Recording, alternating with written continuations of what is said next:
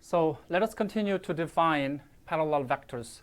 So if we say two vectors are parallel if they share the same direction. So for example, say vector B is like this, and vector A has the same direction, like this. So in this case, you can shrink or stretch one vector to have the same magnitude. So for example, you can shrink or stretch, say, let's stretch vector A to have the same magnitude, B. So you can stretch, or you can take scalar multiple of A to have the same magnitude. So here C is scalar. So whenever you have this identity, you can say two vectors are parallel. So for example, the vector A and its unit vector are parallel because they share the same direction.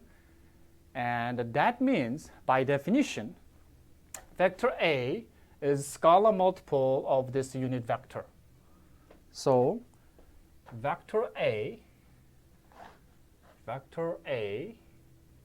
is scalar multiplication of this unit vector.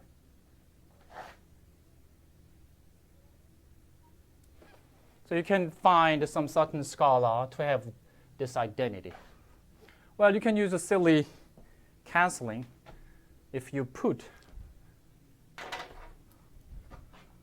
magnitude of A like this, the obvious canceling will give you back vector A. Well, you may think that this is a silly canceling. Yes, it is, but actually, this identity tells us something important. Remember, every vector is completely determined by its magnitude and direction. So this is unit vector,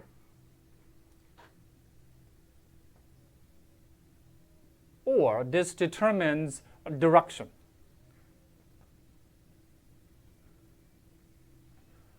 And this part will determine magnitude.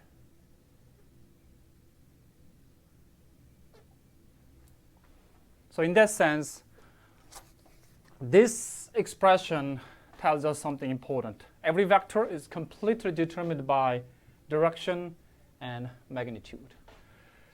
This observation is quite useful, so I'd like to call this observation 1, and let's remember this because we'll be using this observation in many examples.